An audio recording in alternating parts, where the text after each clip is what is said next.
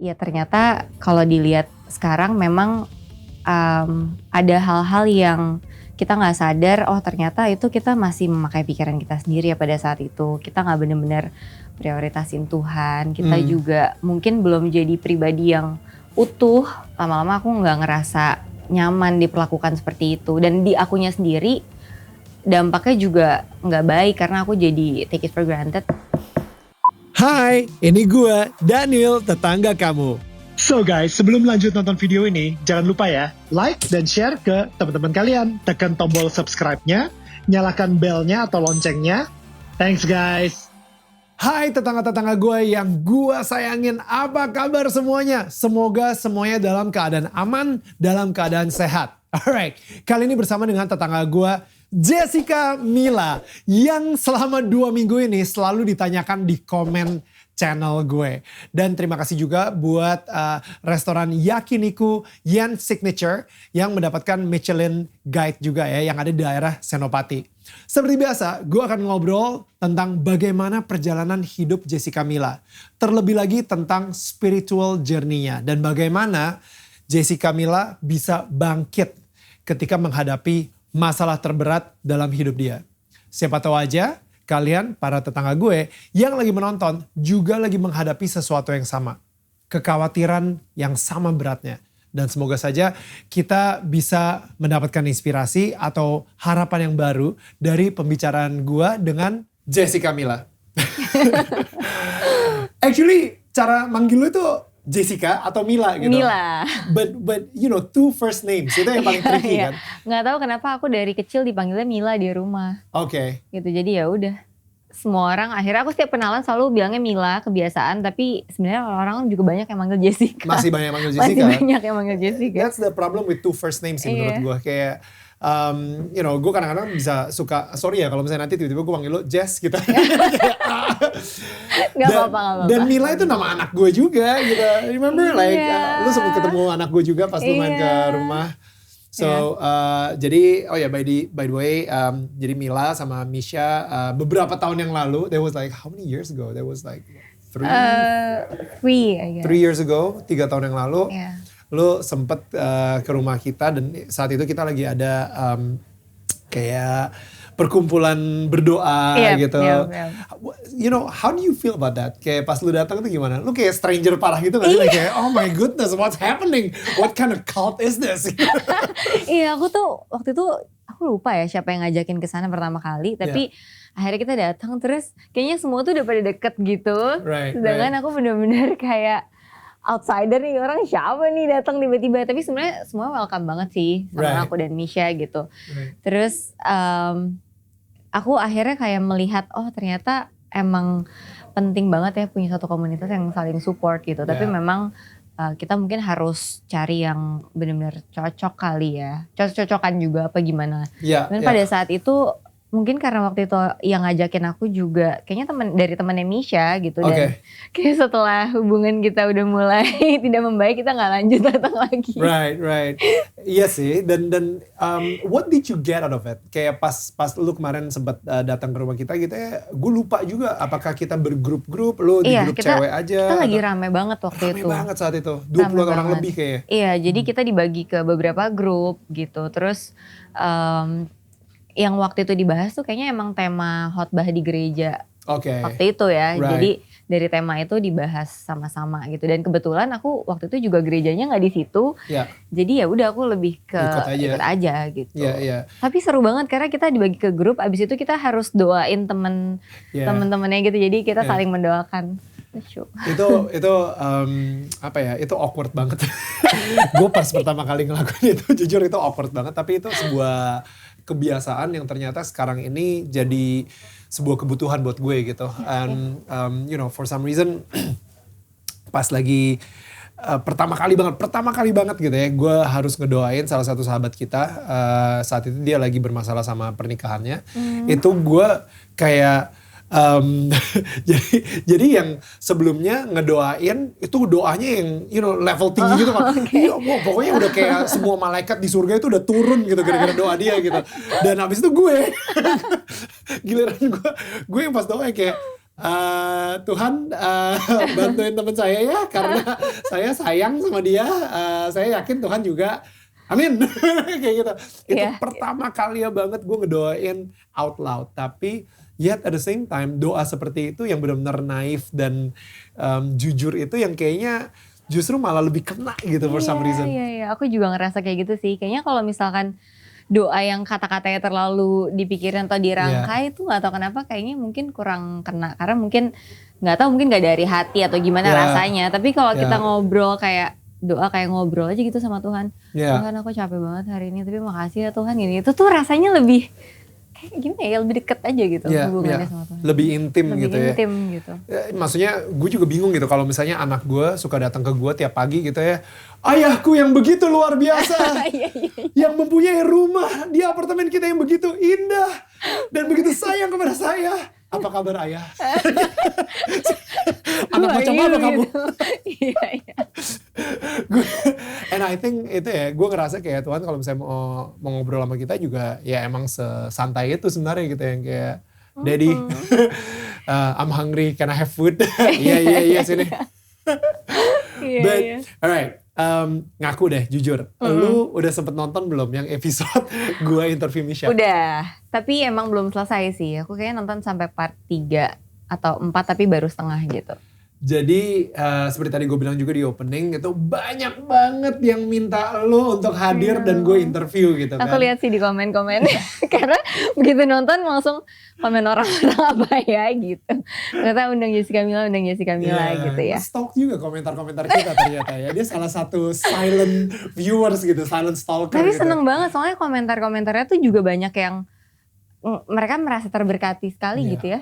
Ngelihat itu jadi iya, aku seneng banget sih baca komentar-komentarnya. We're so blessed that dan Misha sendiri juga itu benar-benar kayak ketika dia ngomong itu banyak orang yang kena dan yang aduh gue juga screen capture gitu ya. Jadi ada orang yang dia nggak tahu kenapa pas dia nonton dari awal sampai habis nangis.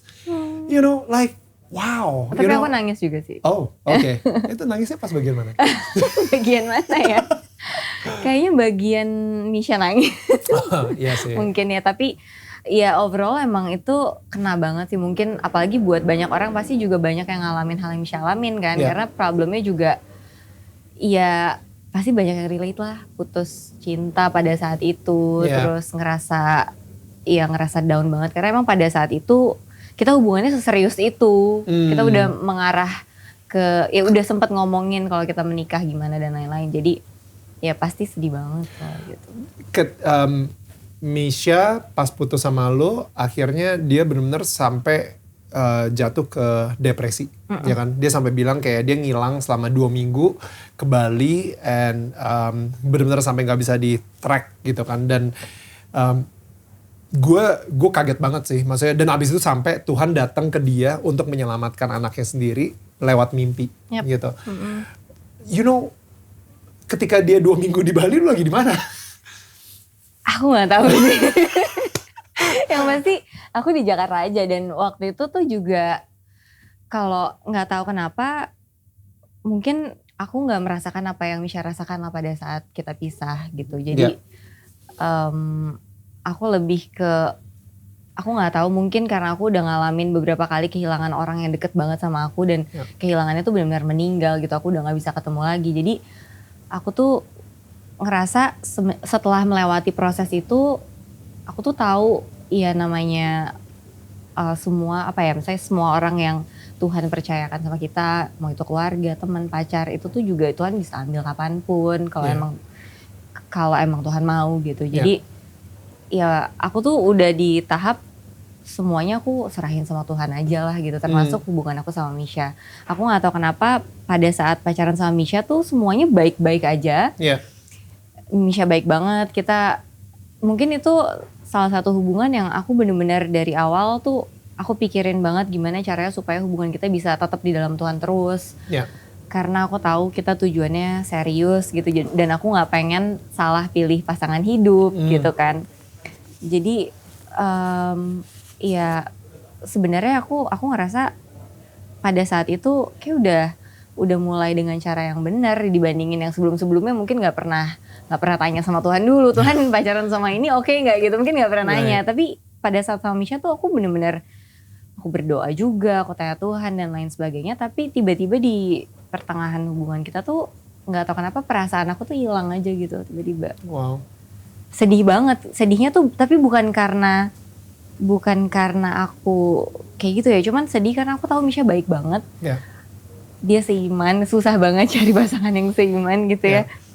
Terus ya kenapa aku bisa punya perasaan kayak gitu ya gitu, kenapa perasaannya hilang. Akhirnya kayak aku berusaha sama Misha ya itu pergi ke cari Tuhan lebih lagi lah gitu.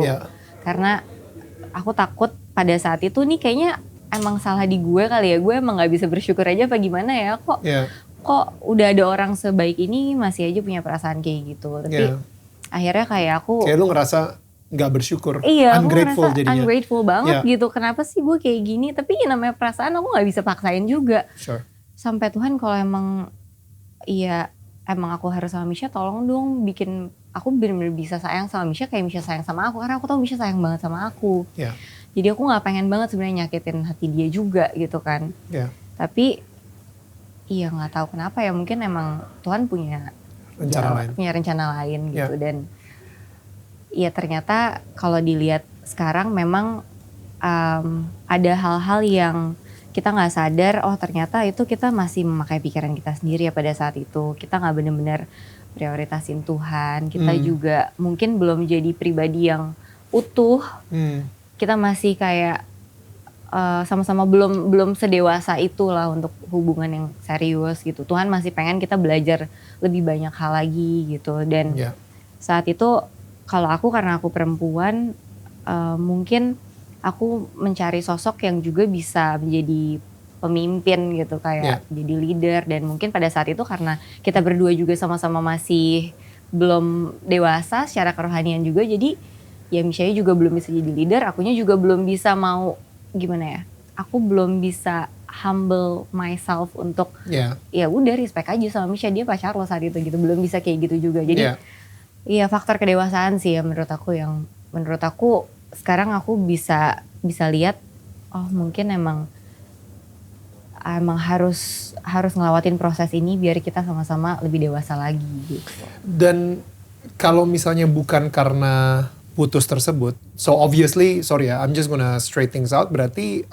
putus itu kan your decision, lu yang memutuskan untuk putus gitu. Dan kalau bukan karena your decision gitu, atau Tuhan tidak mengizinkan supaya tiba-tiba perasaan lu hilang aja gitu, mungkin Misha gak sedekat itu kali sama Tuhan sekarang. Iya, you know mungkin. Like, mungkin. Dan gimana ya, kayak pada saat itu, ini sih sebenarnya harusnya, aku gak tahu ya, is it okay untuk bicarain masalah ini. Tapi yang waktu itu sempat aku bahas sama Misha ketika kita memutuskan untuk selesai itu emang, Syah, aku ngerasa kamu baik banget sama aku, terlalu baik gitu. Kamu kurang bisa tegas, kamu ya mungkin karena segitunya dia sayang sama aku, akhirnya dia kadang suka gak bisa tegas gitu sama aku. Dan dia ngakuin sih, dia sempat mendewakan lu banget. Iya mungkin. Menuhankan lu malahan gitu iya, kan. Dan sedangkan mungkin aku juga pengennya, aku pengen dapat pasangan yang cinta sama aku, tapi mungkin aku lebih pengen dapat pasangan yang lebih cinta sama Tuhan daripada sama aku. Karena dari situ aku pasti bisa, aku lebih bisa look up, lebih bisa respect gitu sama orang itu. Itu jadi menarik sih, karena gini, banyak banget perempuan-perempuan justru seneng sebenarnya kalau misalnya dituhankan sama pacarnya. You know, maksudnya gue yakin banget sekarang ini yang lagi nonton pun juga mungkin ini ada sedikit perspektif yang berbeda, di mana lu sebagai seseorang yang dituhankan sama pacarnya sendiri justru malah merasa gak nyaman gitu. What happened? Kenapa ya? Karena mungkin aku ngerasa kalau misalkan aku melakukan sesuatu yang mungkin gak baik atau gak menyenangkan hati dia bisa jadi sesedih atau sekecewa itu. Karena dia ekspektasinya atau kayak karena dia cintanya tuh lebih besar sama aku daripada sama Tuhan. Tapi kalau dia lebih cinta sama Tuhan, misalkan aku melakukan sesuatu yang salah, ya dia akan balik lagi ke Tuhan, dimana Tuhan bilang mungkin iya kamu harus bisa lebih dewasa, kamu harus bisa memaafkan, kamu harus bisa mengerti kenapa dia melakukan ini, kamu harus mungkin bisa membimbing dia dan lain-lain gitu. Cuman dan tanpa aku sadarin juga ternyata aku nggak bisa di treatment kayak gitu karena gini, ketika Misha terlalu mendewakan aku tuh, aku jadi menggampangkan dia. Take it for granted ya? Take it for granted banget. Terus soalnya benar-benar semua yang aku mau tuh harus ada gitu. Jadi aku lama-lama ternyata aku nggak bisa digituin. Dan kayaknya mungkin burdennya sendiri, maksudnya bebannya sendiri sebagai seseorang yang dituhankan oleh pacarnya sendiri gitu ya. Itu kayaknya cukup berat deh. Karena lu jadi kayak takut mengecewakan, tadi yang lu bilang. Sama lu juga jadi khawatir kalau misalnya lu yang mempunyai tanggung jawab untuk membuat dia bahagia selalu. Iya benar. Padahal sebenarnya bukan tanggung jawab lu. Bukan tanggung jawab karena, aku gitu. Bukan lu lah juru selamatnya dia. Iya. Dan aku juga gak mau playing God juga. Kayak aku yang akan selalu membahagiakan dia dan memberikan apapun yang dia mau. Kan emang bukan tugas aku kan gitu. Jadi mungkin dari situ juga lama-lama aku gak ngerasa nyaman diperlakukan seperti itu. Dan di akunya sendiri dampaknya juga gak baik karena aku jadi take it for granted. Satu, kedua aku juga jadi manja. Kayak Sya pesenin ini dong. Sya ini, Sya itu. Soalnya Misha kayak Sya ini di rumahku kenapa ya? Kok kayak gini? Nanti aku cari. Sebenarnya baik banget tapi udah mulai gak sehat kali ya. Jadi gak sehat karena jadi gak sehat, benar. Gak tau, gue sempet sih kayak gue sempet juga mendewakan pacar. Dan abis itu literally kayak udah sampai let's say dia take it for grantednya dari segi kayak udahlah si Daniel ini pasti dia mau kok, you know, like sampai gue udah nggak ada suara lagi, sehingga kayak apapun yang dia setujuin, oke, gue pasti ngikut. Udah kayak kebo yang dicocok hidungnya gitu. So ya untungnya putus sih, tapi putusnya pun juga gue heartbroken parah gitu, yang sampai gue tiba-tiba nyanyi bikin lagu gitu kan. Norak abis gitu. bikin lagu nangis 3 hari 3 malam. tapi sempet broken hearted gitu, dan emang jadinya malah jadi toxic sih. Iya. Dan karena dia juga pasti punya ekspektasi aku melakukan hal yang sama juga kan. Exactly. Iya, dan aku sayangnya nggak bisa kayak gitu. Jadi ya udah. Jadi Mel, lu juga sempat bilang kalau lu pernah kehilangan beberapa orang yang sangat dekat dengan lo, sehingga ya kehilangan pacar ya udahlah. Lo ngerti apa yang lo punya sekarang bukan artinya lo bisa milikin selamanya. Exactly. Dan kita lagi ngomongin soal almarhum ayah lo gitu. Is that gara-gara itu lu jadi benar-benar ini banget? Iya, jadi sebenarnya di tahun 2014 itu aku kehilangan 2 orang sih. Pertama papa, kedua itu ada adik sepupu aku yang emang dari kecil udah tinggal bareng sama aku. Kita beda cuma 1 tahun, satu kamar gitu. Jadi sedekat itu. Mungkin bisa dibilang orang yang paling dekat sama aku di dunia ini gitu. Aku lebih dekat dan lebih terbuka sama dia dibandingin siapapun gitu. Dan dia masih umurnya 1 tahun di bawah aku. Terus dia sakitnya juga prosesnya cepet banget, cuma 2 bulanan gitu, terus meninggal. What happened? Cancer ya? Dan dia umur berapa saat itu? Mungkin itu 2014 ya, 20 ya. Oh gosh. Iya. Oke. Sekitar segitu. So young. Oke. Iya. Nah itu sebenarnya yang paling bikin aku sedih banget. Setelah dia tuh meninggal di Januari, papaku meninggal di bulan Mei-nya. Jadi kayak aku belum selesai berkabung. Tiba-tiba papa gitu. Dan pada saat itu aku ngerasa kalau aku nggak cari Tuhan, aku nggak mendekat sama Tuhan, aku pasti nggak akan kuat sih. Bisa jadi gila sih. Iya, aku ngelewatin itu semua. Dan di tahun itu juga aku sebenarnya lagi hektik banget masalah, lagi syuting sinetron, GGS, terus lagi ngurusin skripsi juga. Right. Jadi banyak banget, saat itu aku ngerasa bebannya tuh banyak banget gitu. Tapi iya memang karena karena ada Tuhan aku bisa melewati itu dengan baik gitu. Jadi aku bersyukur banget juga. Pada saat itu sebenarnya ada satu ayat sih yang temanku kasih gitu yang lumayan nguatin aku.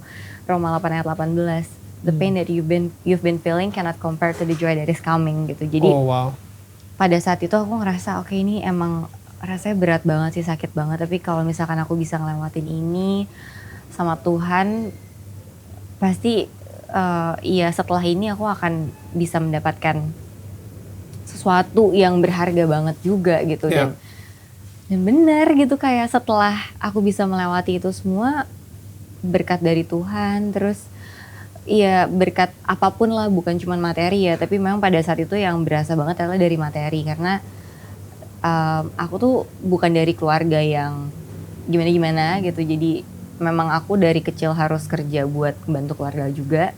Jadi pada saat itu setelah tahun 2014 itu aku udah ngelewatin masa-masa susah itu tuh bener-bener Tuhan tuh kayak bikin semuanya tuh gampang banget. Berkat itu datang banyak banget. Terus aku juga ngerasa saat itu secara hubungan sama Tuhan juga jadi lebih dekat. Jadi aku ngejalanin apapun jadi lebih penuh sukacita, damai sejahtera aja gitu. Wow. Gitu sih. Itu kayak a lot of doors opening ya. Dari situ kayaknya padahal lu udah syuting GGS juga, tapi mungkin saat itu tiba-tiba nama Jessica Mila pun juga jadi makin bersinar lagi dan lain-lain. Gue yakin sekarang ini banyak banget orang-orang yang lagi mungkin melewati kesulitan dalam hidup mereka karena kehilangan seseorang. 2020 it's not an easy year. We lost a lot of friends, a lot of people close to us gitu, dan gue yakin banget juga yang lagi nonton pun juga mungkin pernah ngerasain kehilangan tersebut gitu.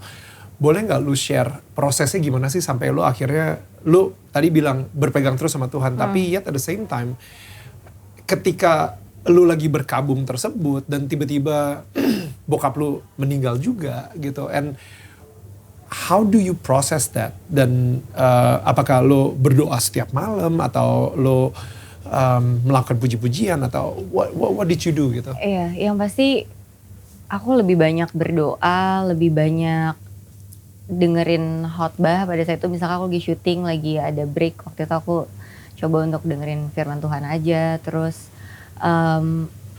waktu itu aku juga ada kayak kakak pembimbing lah yang bantuin aku juga. Terus kadang suka panggil dia untuk adain ibadah di rumah gitu.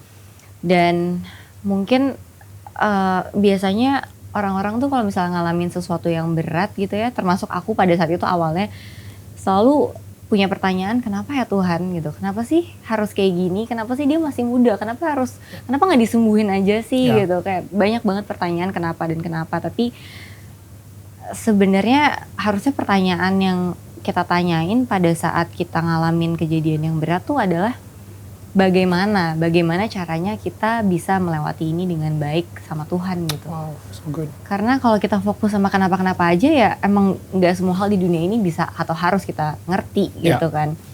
Tapi yang penting ya kita melakukan bagian kita aja gitu dengan tetap mengandalkan Tuhan gitu. Karena ya aku yakin Tuhan tuh juga gak mungkin lah ngasih cobaan yang melebihi kekuatan kita gitu. Dan Tuhan juga selalu punya rencana yang indah buat anak-anaknya.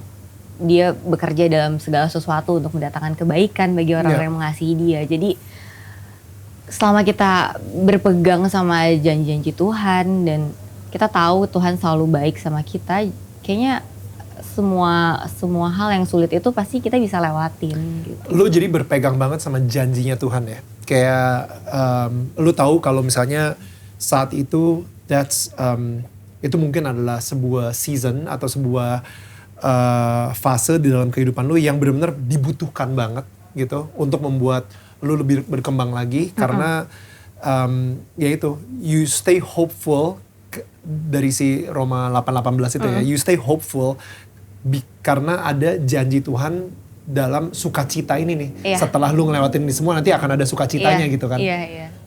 Iya, itu sih benar-benar waktu itu satu ayat yang emang ya namanya segala sesuatu yang ada di dunia ini semuanya sifatnya sementara, kesedihan, kesusahan, bahkan mungkin ya ada waktunya kita untuk bersedih, ada waktunya kita untuk gembira juga gitu ya. Jadi iya kesedihan aku pada saat itu sifatnya cuma sementara gitu. Yang penting aku harus bisa kuat aja gitu ngelewatin semuanya dan nggak belok atau malah menjauh dari Tuhan, tapi malah menggunakan ya semua yang terjadi itu untuk semakin dekat lagi sama Tuhan. Tapi pernah nggak ngerasa marah sama Tuhan?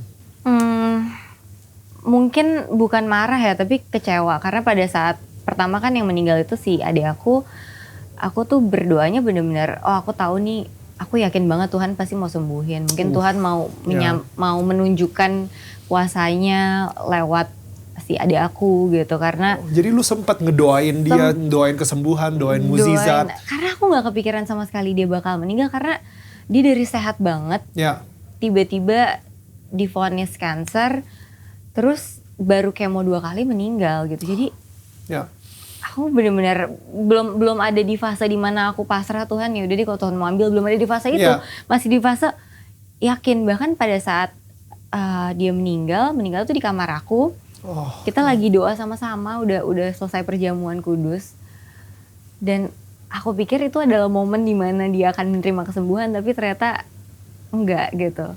Ternyata pergi gitu. Dan aku benar-benar sempat kecewa banget karena ya nggak sesuai sama apa yang aku pikirin gitu. Tapi ya seiring berjalannya waktu, aku juga untungnya puji Tuhan dikelilingin sama orang-orang yang nguatin aku dan selalu ngingetin aku kalau apapun yang terjadi di dunia ini, mau itu rasanya nggak enak ataupun rasanya enak, Tuhan tuh baik.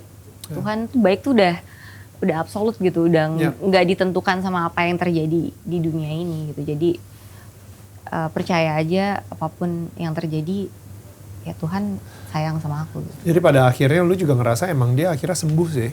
Tapi you know, but maybe not in your definition sembuhnya, tapi benar-benar sembuh dari rasa sakit, rasa khawatir lagi dari dunia ini. Benar banget.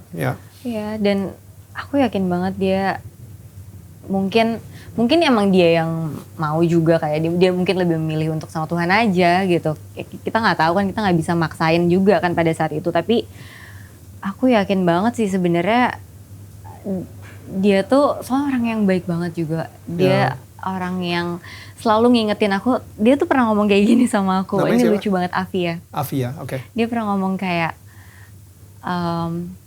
aku waktu itu tuh kita masih kecil lah, masih SMP atau SMA gitu ya. Aku mikir kalau misalkan kita ngejalanin hidup nih, misalkan sekarang kita masih muda, kita lakuin aja apa yang kita mau, suka-suka, nggak usah ikutin apa maunya Tuhan. Terus nanti pas udah gede, misalkan udah nikah, ya udah kita tobat gitu kan. Kita tobat terus ya udah. Ntar kan berarti kita tetap masuk surga juga gitu.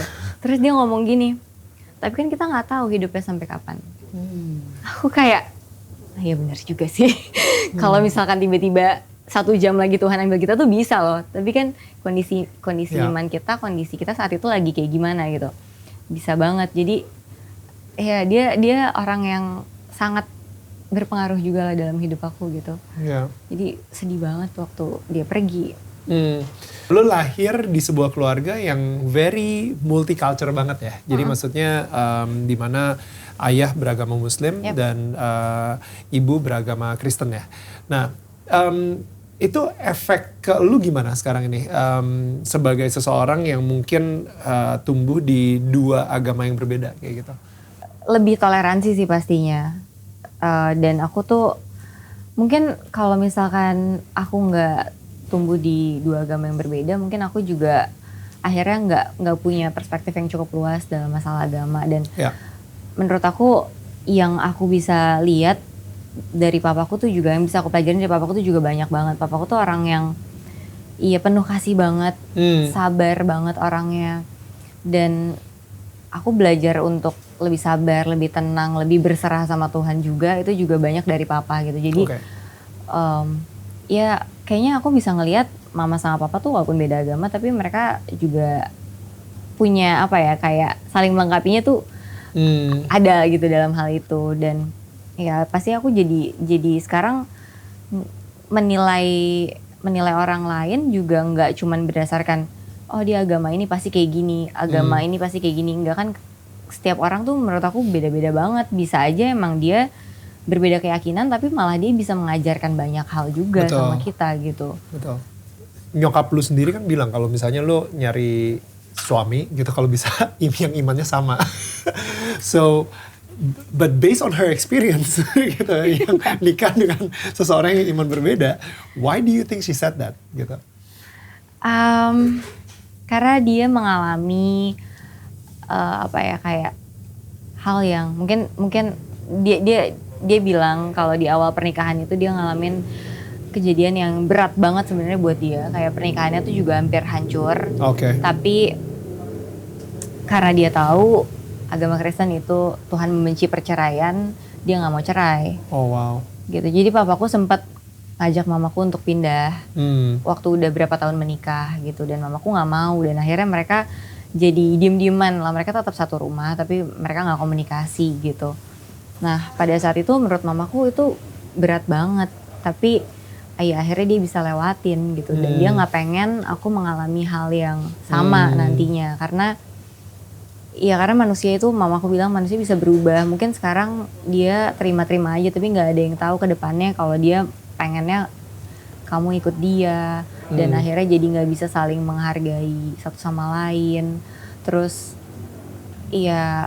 biasanya kan manusia semakin dewasa juga biasanya semakin dekat sama Tuhan, dan bisa jadi semakin dia dekat sama Tuhan, semakin dekat sama Tuhan, kita jadi beda visi misi gitu misalkan. Iya. Lo akhirnya got menurut lo ya, your break gitu ya di dunia entertainment tuh di GGS bukan sih? Like jadi kayak terkenal banget gitu, wow Jessica Mila, it's ganteng-ganteng serigala gitu kan?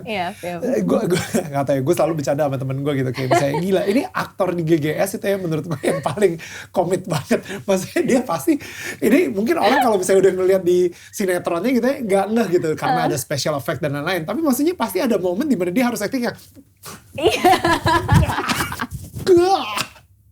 cut, pasti ada ya, iya kan? Oh my god, iya. Jadi itu gue kalau misalnya gue jadi aktor itu, gue nggak tahu sih gimana gue bisa nggak ketawa. Makanya Kak Daniel nggak jadi aktor GGS. Betul. Jadi Ahok aja. Iya, jadi Ahok aja. Ganteng-ganteng sering gila gitu kalau gue. Itu aneh banget sih. Tapi untungnya aku di GGS 1 sih. Aku tuh jadi manusia gitu. Jadi aku gak perlu berakting seperti itu. I think it's such a commitment ya. Maksudnya kayak oke, lo abis ini bakal berubah jadi serigala. Dan why do you think sekarang ini ya, dengan karir lu sendiri gitu, dari GGS sampai akhirnya Imperfect, yang kemarin itu baru aja menangin Piala Citra juga buat script, best script atau best apa script. Gitu lupa ya. Nah, kenapa sih kira-kira Tuhan kayak what is your purpose actually kira-kira gitu ya? Kenapa Tuhan memberikan lu ketenaran ini? Have you ever thought of that? Iya, mungkin justru kan di tahun ini aku tuh juga ngerasa aku jadi makin pengen lebih dekat lagi sama Tuhan. Karena aku tahu gitu kayak Tuhan mempercayakan ini semua sama aku semakin dikenal banyak orang, itu juga untuk memuliakan nama Tuhan kan. Gitu. Jadi aku ngerasa tanggung jawabnya kayak semakin besar nih untuk aku bisa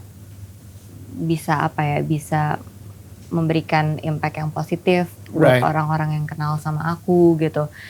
Jadi ya mungkin itu juga salah satu alasan kenapa akhirnya aku semakin pengen deket sama Tuhan. Dan mungkin purpose-nya Tuhan, aku yakin sih sebenarnya apapun yang Tuhan percayakan ini Tuhan mau aku gunainnya untuk memuliakan nama Tuhan. Karena aku tuh tahu banget aku gak mungkin bisa kayak gini kalau bukan tanpa penyertaan Tuhan. Karena dari awal karir aku aja, aku bisa tiba-tiba masuk ke dunia entertainment aja tuh aneh banget. Aku pertama kali casting langsung keterima, padahal aku gak bisa acting gitu. Kayak jadi ini emang Tuhan udah nih taruh Mila di sini, terus yang aku gak bisa apa-apa ya di setiap scene-nya kayak Tuhan bantu aku aku selalu mau nangis sebelum take karena Tuhan aku nggak bisa disuruh kayak gini. Gimana caranya acting nangis, Tuhan aku nggak bisa. Gimana caranya acting ketawa pada saat aku lagi bete banget gitu pada saat itu, atau aku lagi capek banget.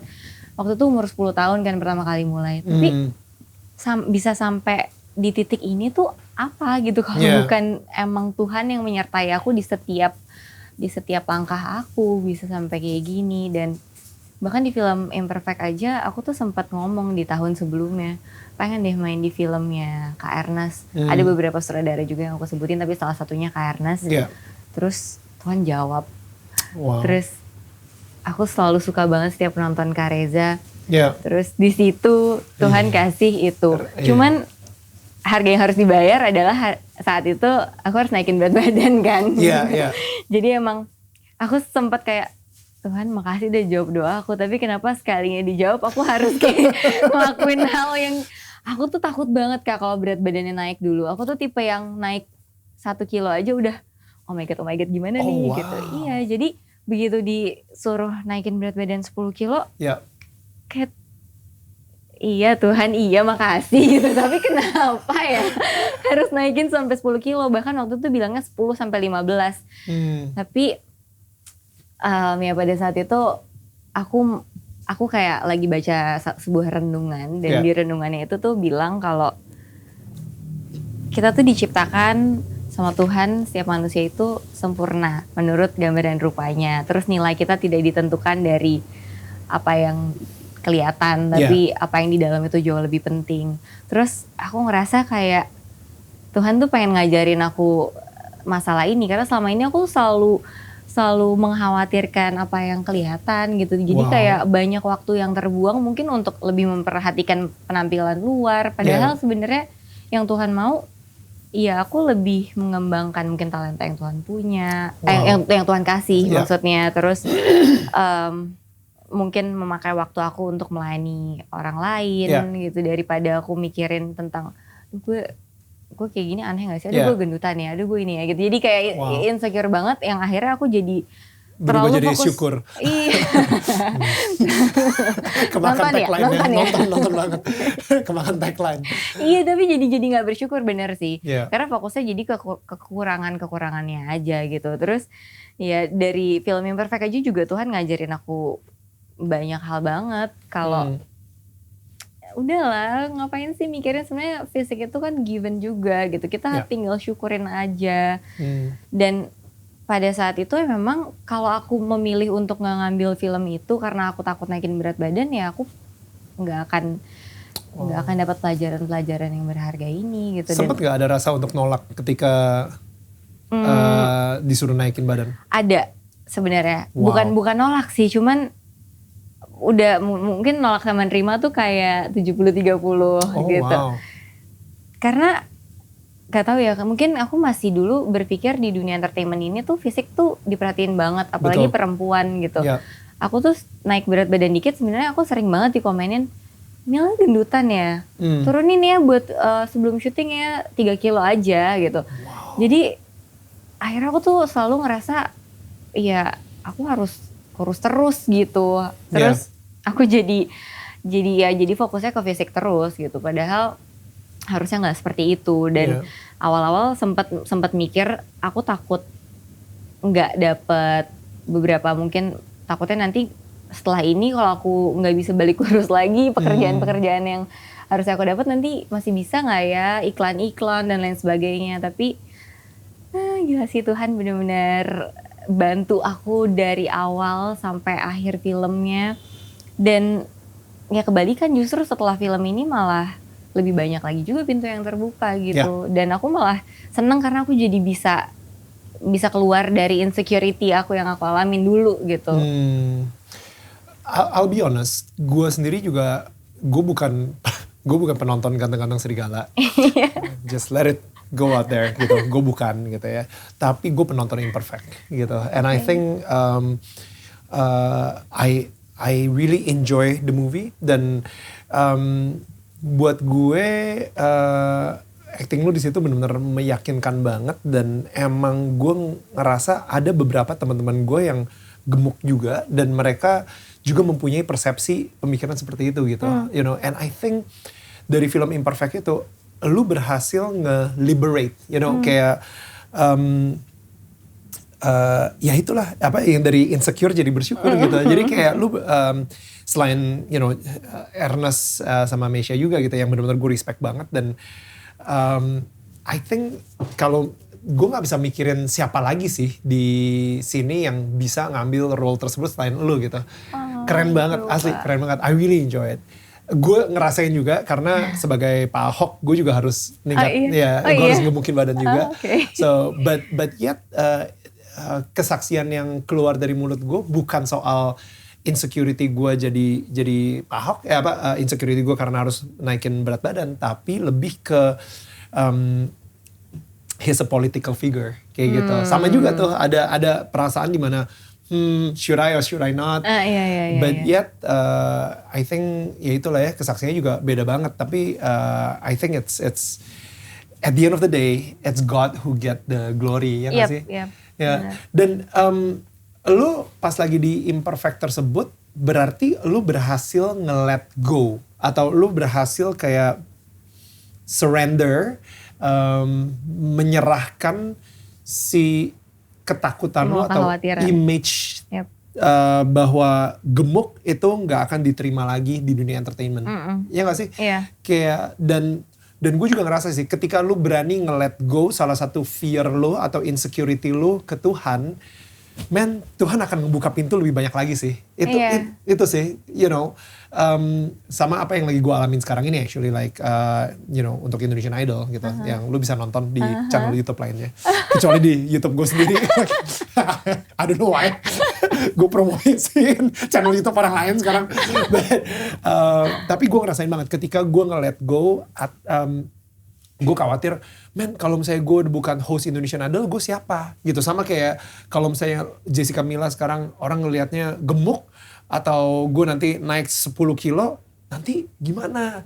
Tapi once you let go of that image dan lo tetap berpegang sama janji Tuhan, ya pintunya akan dibukain, berkatnya akan lebih meluncur lagi. Gitu kan? Iya, benar-benar banget sih Kak. Itu yang aku rasain banget sih, karena pada saat itu banyak banget kan pasti kekhawatiran yang muncul gitu, tapi emang Tuhan tunjukin nggak ada yang perlu dikhawatirin gitu. Tapi sebenarnya dari dulu yang namanya manusia kali ya Kak, mungkin selalu ada kekhawatiran gitu. Jadi dulu juga waktu aku masih sekolah, terus aku juga harus sambil kerja, terus aku sempat kayak dihadapin sama pilihan kalau misalkan aku nggak syuting atau nggak kerja, aku mungkin gak bisa lanjut kuliah. Tapi kalau misalkan aku mau lanjut kuliah pada saat itu pengen banget masuk UI gitu ya. Kayak aku harus belajar lebih gitu ya untuk bisa keterima. Karena susah banget keterima di situ. Terus ya kalau misalkan aku fokus belajar doang, aku kesampingkan kerjaan aku juga gak mungkin gitu. Jadi aku harus emang bisa ngejalanin dua-duanya pada saat itu. Dan aku selalu dari zaman aku mulai karir sampai akhirnya aku lulus kuliah, kekhawatiran aku tuh cuman aku takut banget kalau aku nggak berhasil di pendidikan gitu. Aku takut aku tiba-tiba harus mungkin nggak sekolah di tempat yang aku mau. Terus aku juga dilihat kok nilainya turun terus gitu, kayak jadi nggak terlihat berhasil lah di pendidikan gitu. Terus tapi kayak Tuhan tuh benar-benar tunjukin kalau nggak semua yang aku pengen itu dikabulin sama Tuhan gitu. Kayak aku dulu pengen banget sambil walaupun aku sibuk tapi aku tetap banget ikut ekskul dance waktu itu. Aku tetap banget pengen bisa ada pengalaman di OSIS gitu. Bisa gitu, kayak semuanya tuh Tuhan jawab. Ya intinya kita jalan sama Tuhan tuh sebenarnya nggak ada yang perlu dikhawatirin gitu. Jadi selama proses aku dari awal karir sampai sekarang, mungkin pelajaran yang aku sekarang udah selalu pegang adalah kita gak perlu khawatir sih selama kita masih terus mengandalkan Tuhan. Wow, ya bener banget. Actually dari sekarang ini yang Indonesian Idol, ketika gue let go, dan mungkin ketika lu melepaskan si image bahwa gemuk itu gak akan disukai orang misalnya kayak gitu, itu lu akhirnya you face your own ugliness in your heart gak sih? Kayak gue soalnya nih sering banget punya image yang sangat gak sehat banget terhadap orang-orang yang tiba-tiba ngomongin soal Tuhan ketika dia melepaskan pekerjaan yang besar gitu you know, like sebagai siapa, misalnya contoh kayak gue nih gitu ya, gue Daniel Mananta yang mungkin 5 atau 7 tahun yang lalu gitu ya, well actually 10 tahun yang lalu, kalau ngelihat gue yang sekarang itu gue bakal sangat meremehkan gitu. Gue justru akan, aduh amit-amit jangan sampai gue jadi kayak dia. Kayak gitu. Okay. You know, so I'm just wondering like, do you feel the same way tentang orang-orang yang mungkin struggling with body weight issue atau body issue gitu ya. Sehingga lu mempunyai ketakutan itu. Jadi amit-amit jangan sampai gue kayak gitu. Amit-amit jangan sampai gue gemuk. 10-15 kilo kayak gitu. Mungkin kalau di pengalaman aku bukan karena aku ngeliat orang-orang ya, tapi karena sebenarnya dulu-dulu aku juga mengalami gitu yang namanya di body shaming. Padahal aku juga nggak pernah overweight banget, tapi tetap aja karena mungkin aku tipe yang chubby ya. Jadi kalau di kamera selalu kelihatannya lebih gemuk gitu. Jadi orang-orang selalu mungkin notice banget kalau aku tuh berat badannya naik gitu. Jadi iya aku ngerasa aku kayak mungkin di sini orang akhirnya nggak pakai aku karena aku chubby kali ya. Wow. Gitu. Jadi karena mungkin aku kelihatan gendut kali ya, makanya dia nggak pakai. Jadi aku akhirnya punya persepsi itu gitu, dan ternyata enggak. Ternyata emang justru aku bersyukur banget sekarang aku dikasih pipi yang chubby, karena kalau enggak di film Imperfect ini aku bakal susah banget. Karena kan aku harus naikin 10 kilo tapi kelihatannya di pipi karena badan pakai tambahan bodysuit kan. Jadi ya Tuhan makasih banget ya aku chubby, jadi 10 kilo mungkin kelihatannya udah kayak 20 kilo orang-orang gitu pada saat itu. Iya, jadi emang aku ngerasa aduh sebenarnya nggak perlu khawatir banget. Dan sekarang makin kesini tuh orang malah bilang nggak apa-apa kali chubby lucu, nggak apa-apa kali chubby awet muda. Ya orang nggak ada yang sadar kalau aku umurnya 28 gitu. Dan ternyata kecabian lu itu bikin lu terus kayak 21 gitu. Kayak baby fat lah ya kayak gitu kan. Iya. Jadi ya sebenarnya sekarang ya udah jadi lebih santai ya menanggapi mungkin body shaming, karena sampai sekarang juga kadang masih ada sih yang komen gendutannya, kurusannya, jerawatannya dan lain-lain. Tapi udah bisa lewat lah sama fase itu. Kadang-kadang orang tuh kayak suka nggak sadar ya, mereka ngebully secara nggak sadar gitu. Kayak misalnya nggak tahu ya, mungkin kita ini sebagai orang Indonesia kayaknya sangat tidak nyaman dengan yang namanya awkward silence. Jadi basa-basinya harus nyari sesuatu aja gitu yang harus dikomenin gitu. Dan basa-basi kebanyakan basi. Jadi akhirnya kayak sama gue nih, Neil gemukan ya? Itu kayak gue udah lari maraton gemukan. Habis itu gue ngeliat di kaca gitu, apa bener gue gemukan? Wah gue harus ngurangin makan dan lain-lain gitu. Atau misalnya, Neil lu iteman ya kayak gitu. And like you know, kalau gue untungnya gue udah cukup secure gitu ya, kayak misalnya dibilang gemukan atau kurusan atau sipitan atau whatever gitu kayak I don't care banget gitu about body shaming gitu. Jadi kayak gue sangat secure banget soal teman pun juga gue bilang ya biar kayak orang-orang Jepang di Bali atau I don't care banget. Tapi kalau lu sendiri berubah gak sih setelah lu mainin Imperfect dan orang-orang juga suka ngomong seperti itu gitu? Iya berubah sih, aku juga sekarang jadi lebih santai menanggapi komentar orang-orang yang soal fisik gitu. Dan mungkin salah satu yang paling penting sih kemarin kita tuh harus ini kali ya, harus tahu identitas kita gak sih di mata Tuhan. Tuhan ngeliat kita kayak gimana sih? Karena kalau enggak kita jadinya menilai diri kita berdasarkan apa yang orang-orang ngomongin. Jadi mungkin itu menjadi apa ya? Jadi hal yang aku baru pelajarin juga setelah aku main film Imperfect ini gitu, dimana ya sebenarnya kalau kita bisa melihat diri kita seperti bagaimana Tuhan melihat kita, atau bahkan melihat orang lain seperti Tuhan melihat dia tuh kayak gimana sih. Tuhan tuh sayang sama semua orang, Tuhan sayang sama kita, semua orang diciptakan sama Tuhan itu ya serupa dan segambar sama dia. Jadi kalau kita komenin fisik orang, kita ngomentarin Tuhan gitu kan. Maksudnya kayak ngomentarin anak kesayangan Tuhan juga. Ngomentarin anak kesayangan Tuhan juga. Jadi ya itu sih mungkin tahu identitas kita tuh juga penting banget supaya kita juga nggak terlalu mudah dipengaruhin sama apa kata orang gitu ya. Identitas lu siapa jadinya? Siapakah identitas seorang Jessica Mila? Iya, yang kita mungkin sebagai anak Tuhan kita percaya kalau kita adalah anak-anak kerajaan Allah, di mana ya kita harus mencerminkan itu kan. Gitu. Dan menurut aku itu yang harus bisa jadi pegangan buat kita supaya ya kita bisa terus memuliakan nama Tuhan. Walaupun mungkin ya pasti nggak gampang lah, apalagi kalau misalkan udah ngebahas jadi anak Tuhan harus holy gitu. Ya. Iya kan, pasti kayak image-nya, oh berarti kita benar-benar harus tidak boleh melakukan dosa dan lain sebagainya. Kayak iya, mungkin iya, tapi kita balik lagi setiap orang pasti punya prosesnya masing-masing. Dan yang paling penting adalah ya kita terus berusaha untuk semakin hari menjadi semakin seperti dia gitu. Betul. Semakin baik lagi setiap harinya. Jadi yang paling penting adalah ya jangan sampai kita akhirnya jadi oke, gara-gara satu kesalahan yang kita lakuin terus kita ngerasa kita nggak layak, terus kita malah menjauh dari Tuhan karena kita ngerasa kita nggak layak. Enggak, karena Tuhan sesayang itu sama kita kan.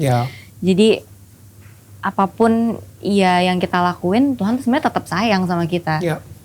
Gitu. Jadi jangan pernah berhenti untuk semakin dekat sama Tuhan dan semakin baik lagi gitu. Pas gue kehilangan suara gue, itu gara-gara ada tumor jinak gitu ya di pita suara gue. Gue sempat kehilangan identitas gue sebagai presenter terkenal gitu misalnya. Tapi di situ juga gue menemukan identitas gue sebagai anak Tuhan yang disayang. And I think bahaya banget ketika lu mengkaitkan identitas diri lu dengan pekerjaan yang sedang lu geluti gitu. Karena ketika lu kehilangan pekerjaan, dan pekerjaan sayangnya itu sementara ya. Bukan selamanya gitu. Lu bakal bekerja gitu kan sebagai presenter terkenal misalnya kayak gitu. Dan akhirnya sekarang ini gue bersyukur banget setelah mengetahui identitas gue sebagai yang tadi Mila juga bilang gitu, anak yang disayang oleh Tuhan. Kayaknya asli sih, I don't need any, gue gak butuh lagi any more likes atau subscriber atau followers. Gue cuman, lebih ini kitab Daniel Mananta ayat 1. lebih baik mendapatkan 1 like dari Tuhan daripada jutaan like dari alay. Gak kan? Itu aja sih, maksudnya kayak karena gue gak pernah dapet jutaan like dari alay. Jadi akhirnya gue menemukan justification itu. Tapi iya banget sih Kak, karena capek ya kalau misalkan kita harus nyenengin semua orang, nggak bisa juga, we cannot please everybody gitu. Yang penting mungkin ya udah nyenengin Tuhan aja gitu ya kan. That's so good. Speaking of that, gue yakin banget Misha juga sempat ceritain bahwa lu hadir di mimpinya di masa pandemi ini. Sebelum kita kesana, gue yakin banget semua orang pengen tahu juga what is your opinion about that gitu, karena gue penasaran banget gitu kan. Nah, tapi sebelum kita ke situ, speaking of pandemi, gimana tahun 2020 ini buat Jessica Mila? Sebenarnya aku tuh nggak ngerasa aku tuh lebih banyak menemukan hal-hal yang positif sih dari masa-masa pandemi ini. Walaupun sebenarnya aku tahu dari segi karir, pekerjaan banyak yang tertunda. Aku baru selesai syuting film Imperfect, sebenarnya banyak beberapa tawaran film juga. Tapi ada satu film yang emang akhirnya harus dipospon, terus otomatis film-film yang lain juga aku belum bisa terima gitu kan. Jadi aduh Tuhan, ini nanti orang-orang udah keburu lupa gak ya sama aku gitu. Kayak kalau nunggu pandemi selesai terus ya udah lewat gitu loh momennya. Terus ya otomatis juga ya gimana ya, kayak misalkan mau ada event atau kerjaan-kerjaan yang harus dilakukan di luar otomatis gak bisa dilakuin kan pada saat itu.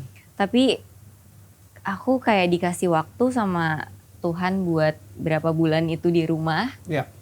Itu tuh aku nggak pengen ngelewatin itu gitu aja gitu. Kayak menurut aku ini waktu yang berharga banget. Kapan lagi di rumah nggak ada kerjaan gitu. Kayak itu waktunya banget sih untuk kontemplasi kali ya. Untuk kayak mungkin lebih mengenal diri sendiri, lebih mendekat lagi sama Tuhan, cari tahu sebenarnya apa sih yang Tuhan mau untuk aku lakuin gitu. Terus mungkin aku juga jadi lebih, kebetulan karena pekerjaan di dunia entertainment ini ternyata bener-bener sangat amat tidak pasti ya. Mungkin orang-orang bisa work from home, tapi aku syuting gak bisa gitu. Dan aku mikir, wah ini kalau misalkan selama ini aku gak punya tabungan, itu mungkin bakal susah banget karena gak ada penghasilan sama sekali selama beberapa bulan. Tapi akhirnya aku belajar untuk balik lagi berserah sama Tuhan untuk masalah itu dan melakukan bagian aku dengan memanage semuanya dengan baik. Karena selama ini aku bukan tipe orang yang bisa memanage keuangan aku dengan baik. Jadi ya aku kerja aja, tapi aku nggak atur segini buat apa. Pokoknya yang paling yang aku lakuin cuman perpuluhan, selebihnya aku nggak atur. Bisa banget aku boros banget, bisa aku ya sembarangan lah. Dan aku juga jarang mengikut sertakan Tuhan dalam pengeluaran aku. Jadi kadang-kadang setiap ada orang yang mau minta bantuan ya aku kasih aja tanpa aku tanya sama Tuhan dulu. Dan itu juga aku baru belajar kalau ternyata iya sebenarnya gak selamanya Tuhan suka kalau misalnya lu membuat anaknya jadi gembel. I'm sorry, I have to say it out there. Kayak gue ngerasa kayak ada beberapa hal, emang bener gue juga kalau misalnya mau lagi ngebantuin orang, gue tanya Roh Kudus dulu. Dan ada saatnya dia bilang, no, gue lagi proses dia. Please, jangan jadiin dia juru selamat lo, please. Karena Tuhan gak mau anak-anaknya jadi gembel gitu. Minta-minta. Bener, dan itu banget yang aku tuh baru dapet gitu, baru tahu. Karena selama ini ada beberapa orang yang cukup bisa dibilang kayak setiap bulan minta bantuan gitu sama aku. Dan selama ini aku dengan senang hati membantu, tapi ya mungkin karena aku banyak waktu buat mikir, aku jadi mikir kok karena aku lagi nggak banyak kerjaan nih gitu. Jadi aku mikir, Tuhan ini gimana ya, karena sebenarnya aku tuh bukannya nggak mau bantu, tapi kok aku ngerasa orang-orang yang aku bantu ini kok hidupnya nggak semakin baik gitu. Terus aku akhirnya juga dapet satu ayat yang bilang setiap orang itu punya tanggungannya sendiri. Kita nggak harus tanggungan orang gitu. Karena kalau kita tanggungan orang, dia jadinya dia nggak bisa, akhirnya dia nggak bergantung sama Tuhan, bergantungnya sama aku. Dan aku langsung ngerasa, oh my God, Tuhan aku minta maaf banget selama ini, berarti aku salah. Kayak so tahu gitu loh Kak, kayak oh Tuhan maunya bantu padahal nggak selamanya gitu. Dan bantuin orang juga ternyata bukan cuman uang. Karena selama ini karena aku mungkin sibuk kerja, jadi aku ngerasa lebih gampang aku bantu lewat materi.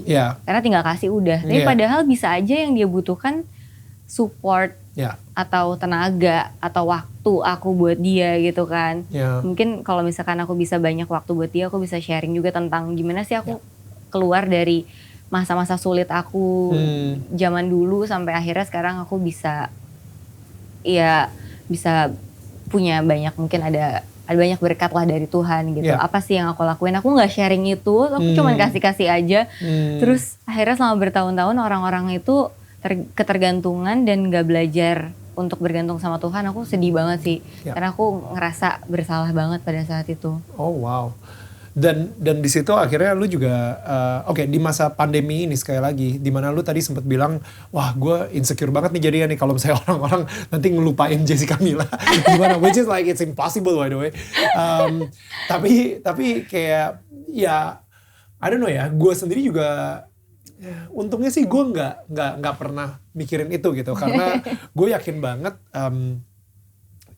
kalau misalnya emang Tuhan pengen gue terkenal, ya semudah itu dia bikin gue terkenal. Ya gak sih? Kalau misalnya Tuhan bilang, udah cukup ya, sekarang gue punya lu ministry di tempat lain selain entertainment, ya semudah itu juga dia akan.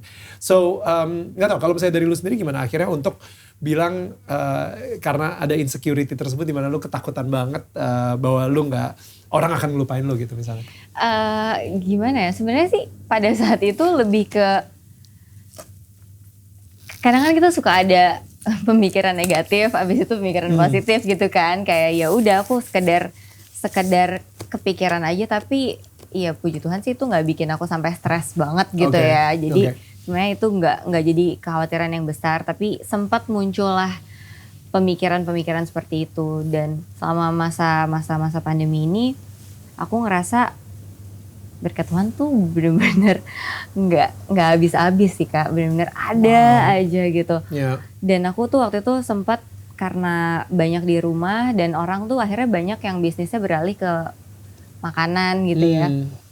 Banyak yang jualan makanan dan aku waktu itu nggak tahu nih pengen bantu apa, yaudah deh coba bantuin promosi gratis aja gitu. Terus ya udah jadinya setiap hari ada aja kiriman makanan yang enak-enak gitu. Terus ya mungkin nggak bisa syuting, tapi biasanya suka ada endorsement dari beberapa brand gitu. Jadi sebenarnya penghasilan tetap ada dan aku nggak ngerasain ini tuh jadi masa-masa yang berat banget. Tapi malah aku bisa ngelihat penyertaan Tuhan dan kebaikan Tuhan setiap hari gitu di hidup aku. Karena pada akhirnya ternyata di zaman pandemi ini digital itu jadi naik banget. Dan akhirnya karena mereka mati gaya, mereka cuma ada di handphonenya dan mereka ngikutin ya yang mereka ikutin di Instagram. Jadi akhirnya kita selalu eksis sih kayak gitu sih menurut gue. Gitu. Tadi lu sempat bilang kalau misalnya lu nemuin komunitas di zaman pandemi ini. Can you tell us more about that? Iya, jadi memang di tahun ini aku udah mulai, aku gereja di JPCC kan, jadi ada konten namanya date gitu. Aku udah mulai masuk ke date, terus selama ini kalau misalkan gak pandemi, susah banget untuk hari Rabu tuh gak ada kerjaan dan datang ke date gitu. Tapi karena pandemi, ya udah nggak mungkin, nggak ada alasan lah untuk nggak datang. Plus itu lewat Zoom juga. Mau nggak mau harus hadir. Iya. Terus aku juga waktu itu diajakin untuk Bible study. Kalau di Bible study ini kan kita cuma bertiga ya, jadi ya jadi sebenarnya memang lebih fokus kayak pertobatan itu seperti apa sih, keselamatan itu seperti apa sih. Jadi kayak memang ada materi-materinya gitu. Dan aku belajar banyak juga dari situ. Dan aku ngerasa wah ternyata komunitas tuh sepenting itu gitu, karena itu benar-benar mempengaruhi bagaimana cara kita bersikap atau menanggapi setiap masalah yang ada dalam hidup kita gitu. Kita kayak punya support system yang emang yang ada di dalam Tuhan dan ngasih kita mungkin saran-saran juga yang sesuai sama firman Tuhan. Karena dulu-dulu aku juga punya teman tapi mungkin karena beda value, jadi setiap mereka kasih saran ternyata itu nggak sesuai gitu sama firman Tuhan. Dan ya kadang sesimpel kayak mungkin misalkan kita lagi putus, udahlah lo daripada lo galau mendingan lo langsung ini ikut gue aja ke sini, atau misalkan kayak lo pacarannya sama ini, lo deket aja sama ini, yang kayak iya mungkin maksudnya baik tapi ya sebenarnya itu bukan cara yang pelarian yang tepat lah. Pelarian gitu. Yang tepat gitu. Ya tapi dengan adanya komunitas tuh ngebantu aku banget untuk bisa jadi lebih dekat sama Tuhan dan menjalani mungkin kehidupan ini sesuai lah sama firman Tuhan gitu. Dan apa ya, kayaknya kalau misalkan gak ada komunitas, ya mungkin kita manusia kan kita juga gak bisa hidup sendiri ya. Kita emang butuh support system gitu. Jadi dulu-dulu aku ngerasa bisa sendiri gitu. Karena mungkin aku dari kecil juga termasuk orang yang gak bisa terbuka sama orang lain. Susah lah untuk bisa terbuka. Tapi ternyata emang iya kita emang diciptakan, kita emang harus punya komunitas yang saling support gitu. Kayak ya setiap orang kan pasti ada masanya dia mengalami satu kesusahan, dan kita juga jadinya bisa bisa belajar mungkin dari pengalaman orang itu kalau dia sharing gitu. Jadi ya sepenting itu sih komunitas. I think kesusahan atau jatuhnya lu sendiri mungkin pas meninggalnya Afia kali ya.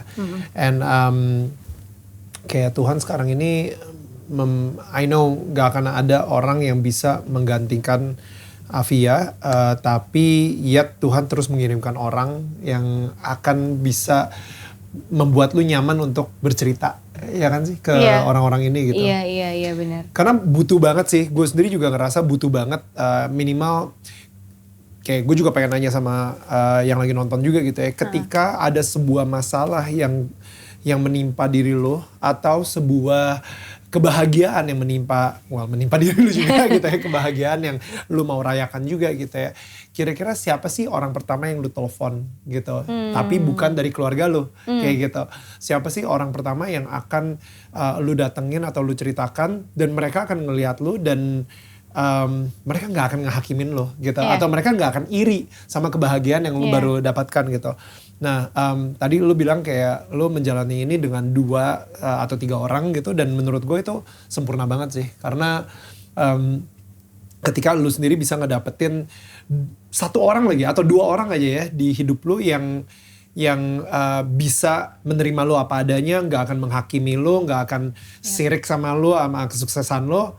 Men, hidup lu udah akan jauh lebih bahagia daripada orang rata-rata. Itu menurut gue sih. Itu benar banget sih Kak. Karena ya kadang-kadang kita takut untuk terbuka karena takut dihakimi kan. Dan ketika kita terbuka terus dihakimi, yang ada kita malah jadi ngejauh biasanya gitu. Dan punya satu komunitas yang bisa menerima kita apa adanya, itu benar-benar ngebantu banget. Kayak misalkan aku lagi, aku ngelakuin satu kesalahan gitu. Misalkan aku ngelakuin satu dosa gitu, terus aku confess, aku akuin, mereka juga nggak akan kayak ngejudge, wow dasar orang berdosa gitu, kayak kamu tidak layak, nggak kayak gitu.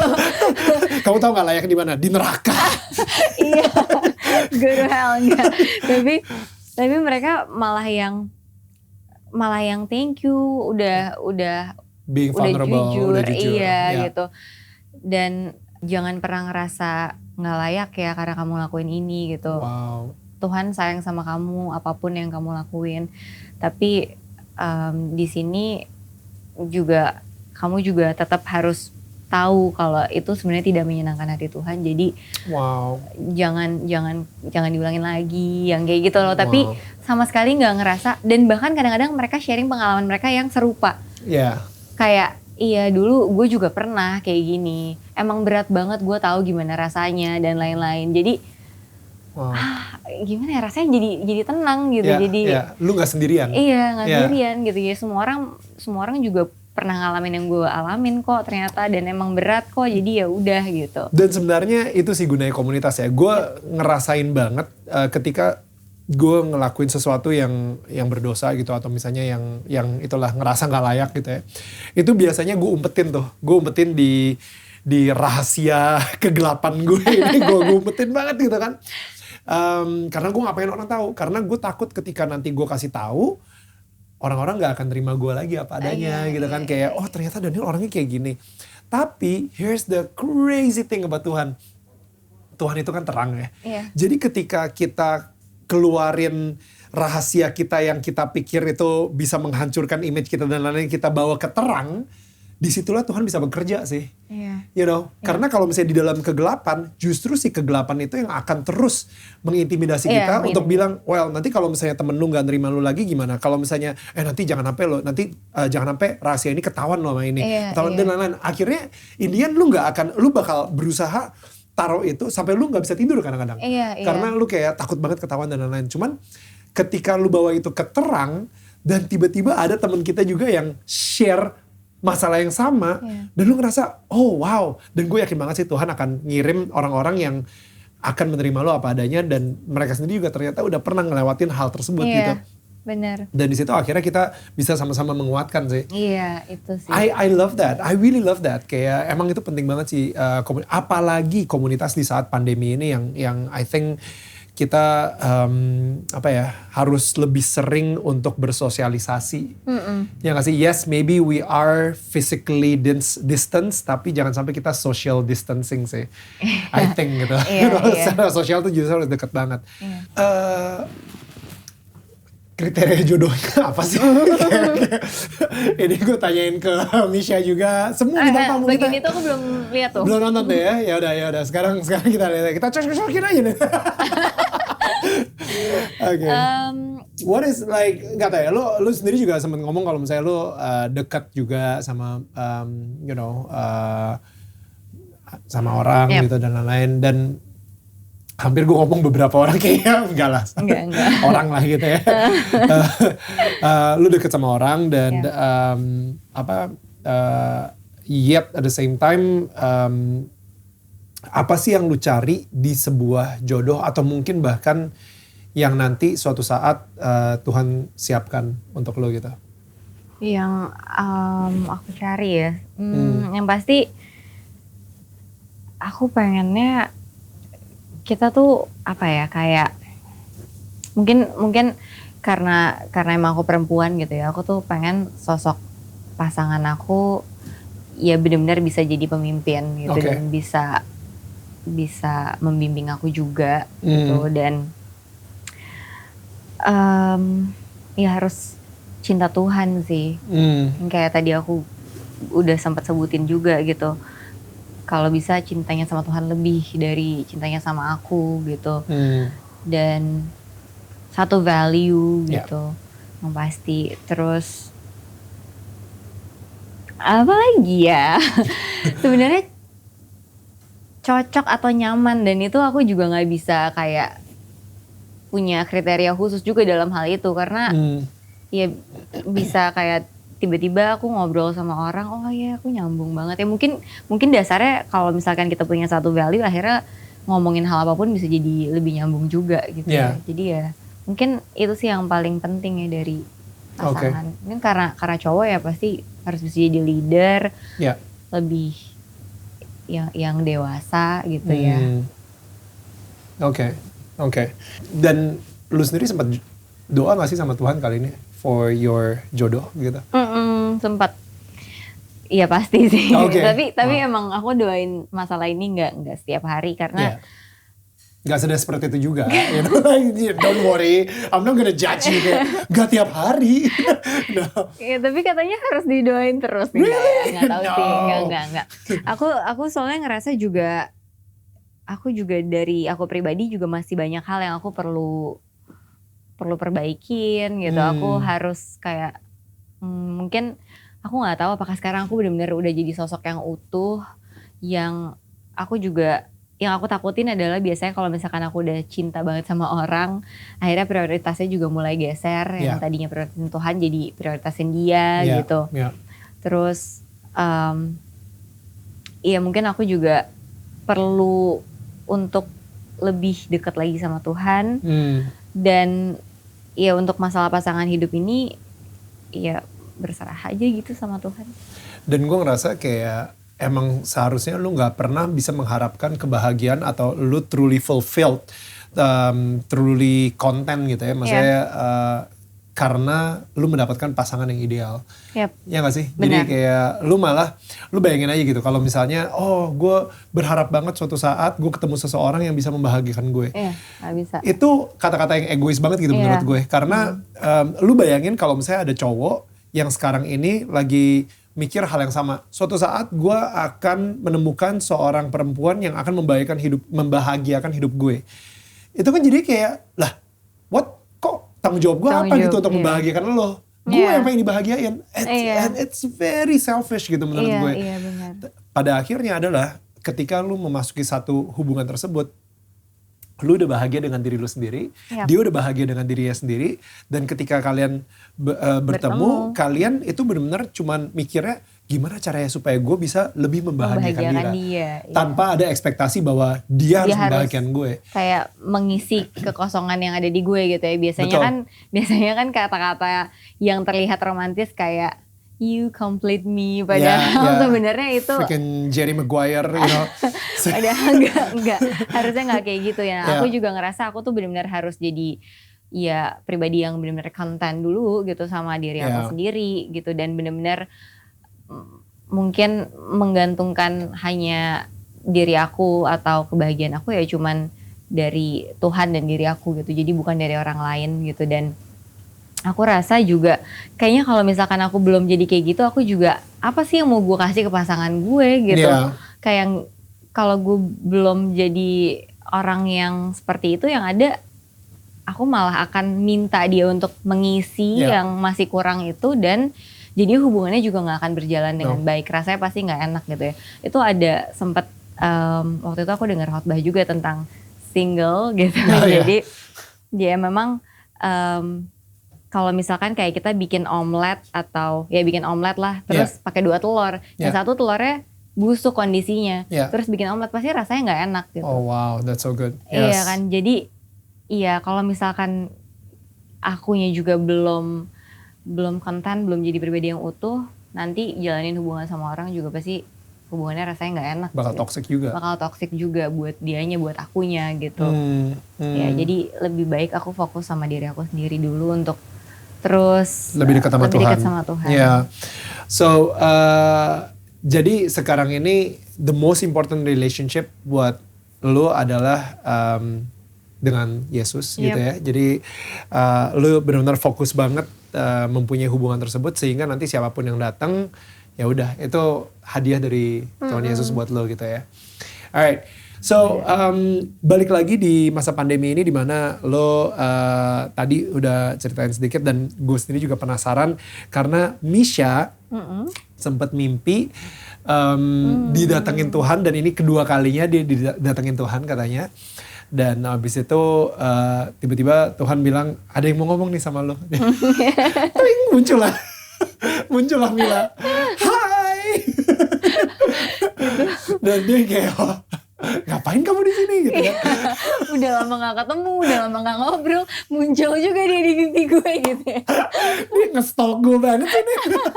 Sampai mimpi gue aja gitu, I cannot escape from Mila. So I'm just wondering like dia ceritain itu ke lu kapan by the way?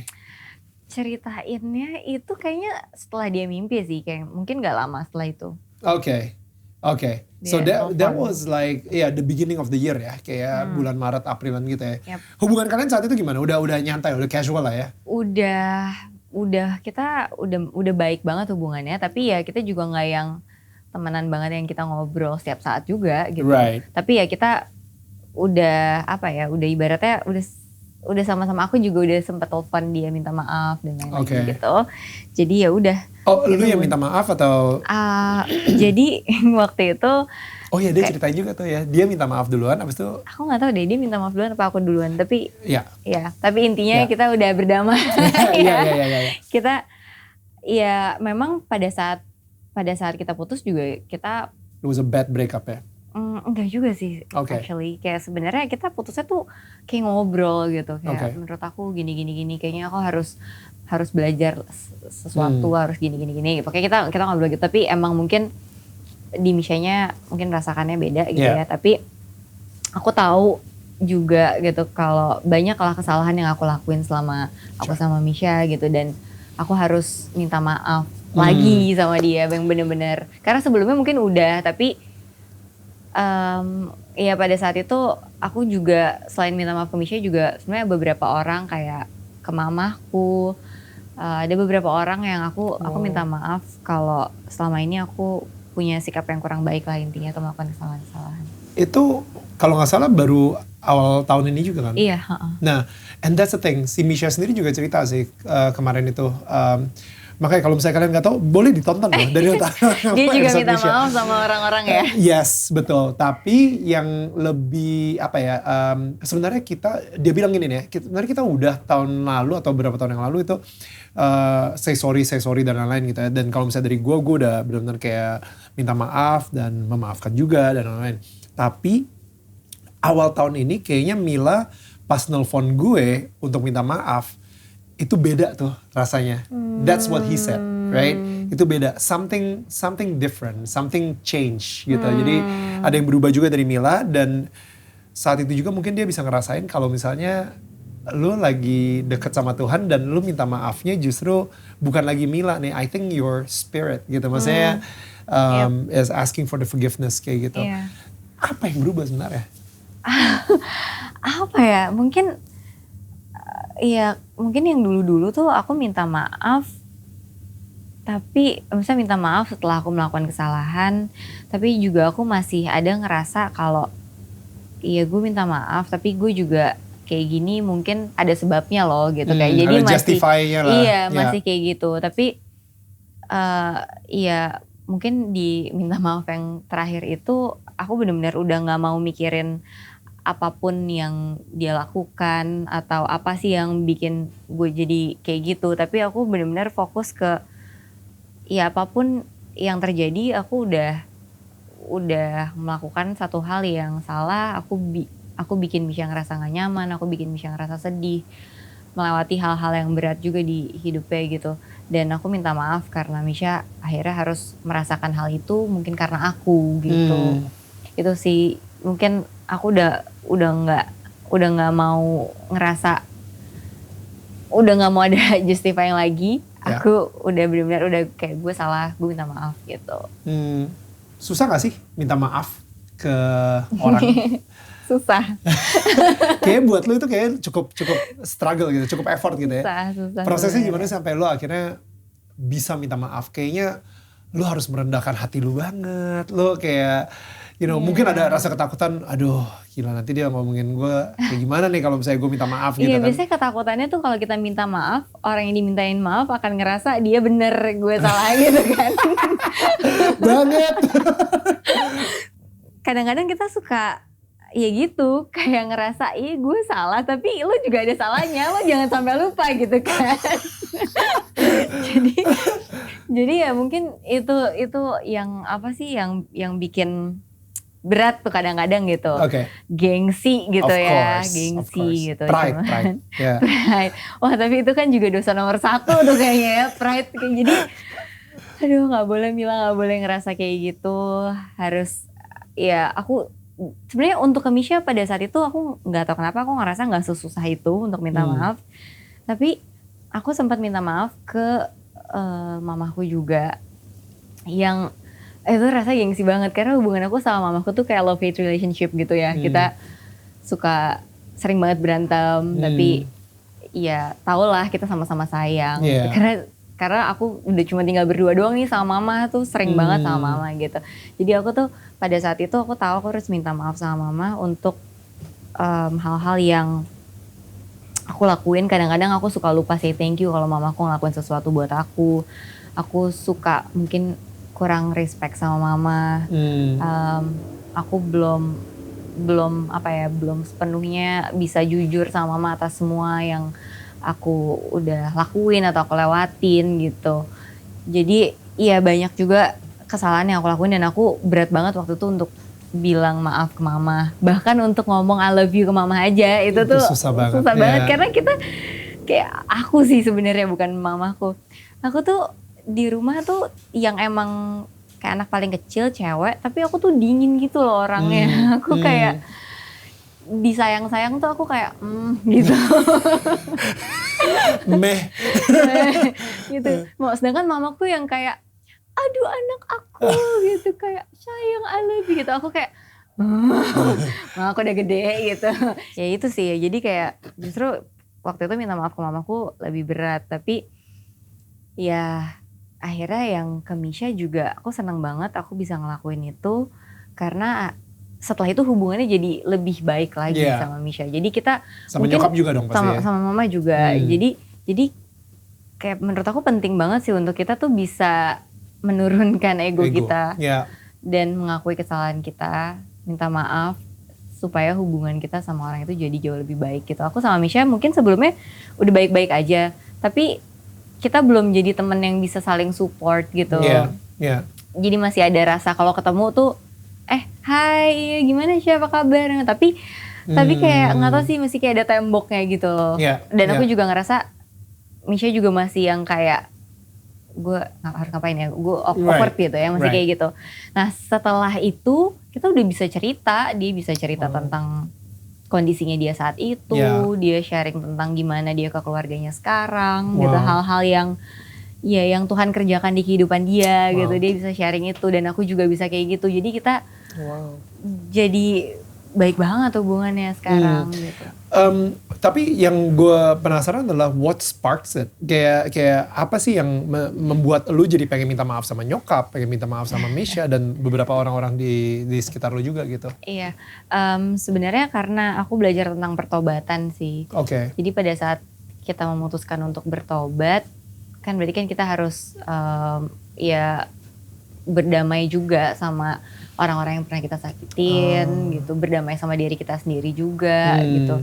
Dan ya Tuhan mau kalau aku juga bisa benar-benar mengakui kesalahan aku itu tadi gitu dan minta maaf sama orang-orang itu gitu. Jadi karena aku memutuskan untuk oke, aku mau bertobat, mau ikut Tuhan. Dan mungkin harus dimulai dari situ dulu gitu. Jadi what is your definition of bertobat? Kayak apa ya? Again, kalau misalnya gue tanya kenapanya lagi, berarti kenapa lu pengen berdamai? Like situasi lu saat itu seperti apa sih sampai lu harus kayak ngelakuin pertobatan dan juga berdamai dengan diri lu sendiri dan orang sekitar? Jadi yang mana dulu nih? Iya, itu kayaknya one big huge question yang kayaknya harus dijawab sampai besok malam. Kalau pertobatan itu tadi kan definisinya ya, kayaknya yang pasti bertobat itu kan aku nonton juga by the way yang Kak Daniel ngomong soal pertobatan di mana kita balik badan gitu. Yang tadinya kayak ya kita nggak ngadep ke Tuhan, sekarang kita memang mengarahnya ke Tuhan gitu kan.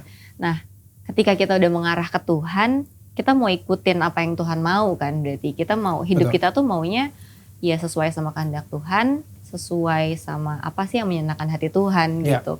Dan ketika kita udah memilih untuk ikut Tuhan itu, ada mungkin hal-hal yang dulu udah kita lakuin tapi kita belum benar-benar selesaikan.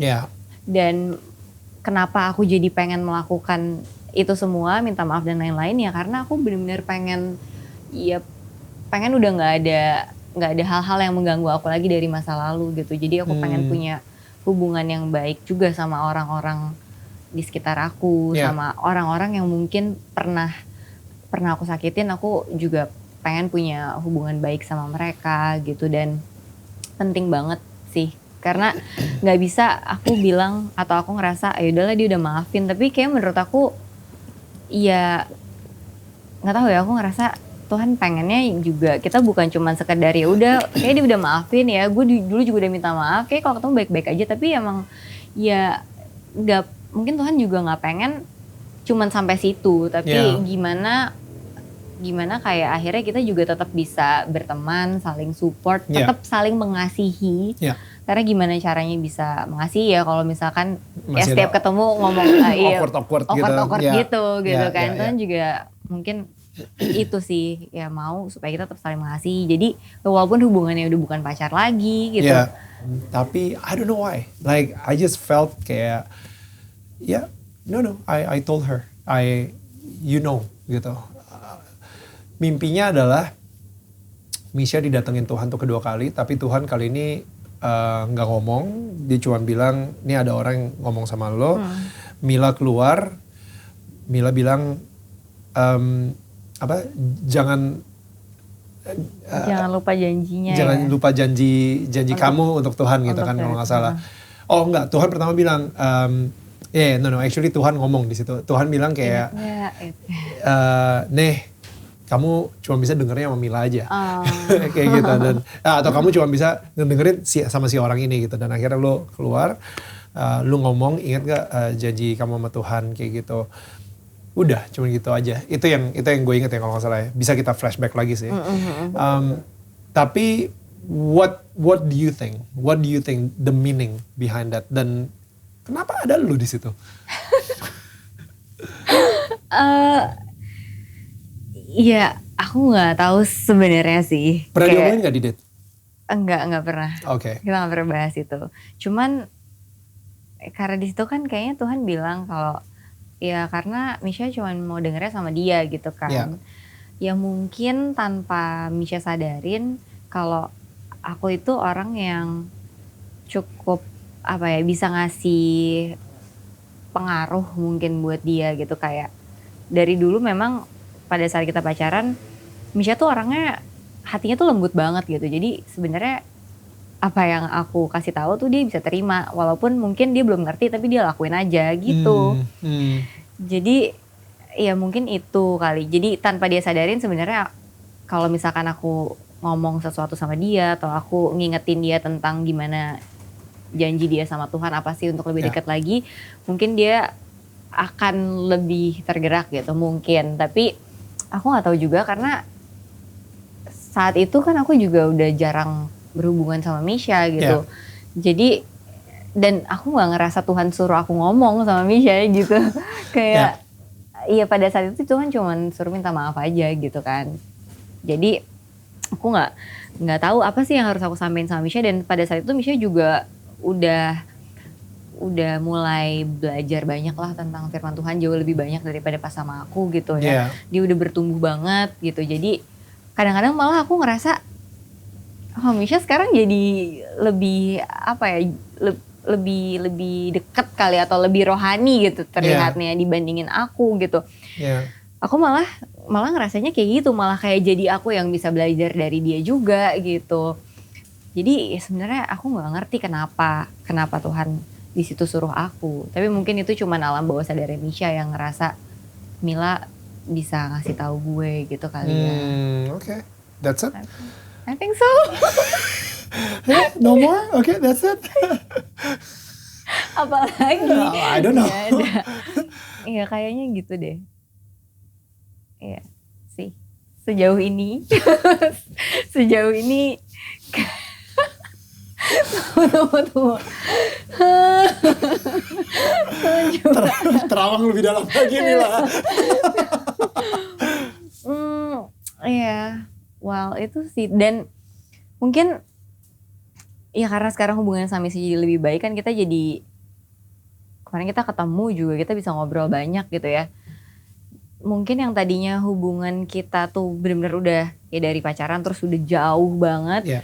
Sekarang kita udah ada di fase dimana kita bisa temenan dan kita bisa sharing dan kita tetap support dan ngingetin bahkan satu sama lain. Kayak Misha pernah waktu itu bilang dia mengakui dia baru melakukan dosa sesuatu gitu. Terus ya akhirnya kayak aku ngingetin. Dan aku pun juga, aku kayak iya nih aku juga kemarin sempat lagi lemah banget gini gitu. Kayak ngelakuin hal yang kayak aduh nih kayaknya salah nih, Tuhan gak suka gitu. Terus ya Misha juga iya gak apa-apa Mil, it's a process gitu lah, yang penting kita gini. Jadi ya mungkin ini juga yang Tuhan mau untuk supaya hubungan kita jadi baik gitu. Jadi saling support lagi gitu. So Mila, I just want to say thank you so much. Thank you so much. Thank you banget. Dan lo benar-benar menginspirasi gua sendiri ya in so many ways that you don't know. Melalui film Imperfect pun juga gue ngerasa apa ya, itu menyentuh hati gue juga with your acting, with the storyline dan keberanian lu sendiri untuk membesarkan badan gitu, 10 kilo, dan akhirnya di situ juga lo ngurusin badan lagi. And I think ya disitulah ya kita ngelihat bahwa di film tersebut biarpun judulnya Imperfect, tapi it is a perfect story to tell gitu, ya nggak sih? Iya. Dan Tuhan suka gitu, Tuhan suka banget sama semua ketidaksempurnaan kita, karena di mata Dia kita jadi sempurna gitu karena ketidaksempurnaan kita. Iya. Kayaknya ini udah jadi akhir perbincangan gue sama Mila. And buat gue tetangga-tetangga yang sekarang ini nonton dari awal episode sama Jessica Mila sampai sekarang ini dan setia untuk nungguin banget, untuk nonton banget, thank you so much again. Dan please komentar kalau misalnya ada kata-kata Mila yang benar-benar kena banget di hati lo. Please taruh di sini, atau mungkin lu lagi ngelewatin hal-hal yang sekarang ini juga lagi sulit banget buat lu hadapin, dan tapi ternyata lu mendapatkan pengharapan atau semangat baru dari kata-kata Mila. So please share that with the comment, atau lu bisa DM juga di @DanielMananta_Network, atau mungkin lu bisa mention pesan-pesan yang lu dapetin dari Mila juga ke @JSCMila ya, your Instagram, atau VJ Daniel juga. So jangan lupa kalau misalnya lu pengen dengerin ini secara full ya dari awal sampai habis tanpa kepotong-potong, lu bisa ngelihatnya di hari Sabtu. Setiap Sabtu gue akan upload full versionnya jam 4 sore. Atau kalau misalnya lu lebih suka dengerinnya melalui podcast, langsung aja cek Spotify atau semua digital platform untuk podcast dan masukin @Daniel tetangga kamu, right, di search boxnya gitu. Jangan lupa untuk subscribe dan juga share kalau misalnya ada tetangga kamu yang kamu ngerasa butuh banget ngedengar cerita hidupnya Mila, dan kamu tahu banget kalau misalnya cerita hidupnya Mila ini bisa menguatkan teman-teman kamu ini. Alright, so thank you so much and we'll see you guys again next week. Dan pastikan juga kasih tahu ke semua teman-teman kamu deh kalau misalnya untuk subscribe di channel Daniel Mananta Network, karena tetangga itu saling menyangga bukan menyanggah. I'll see you guys next week. Bye.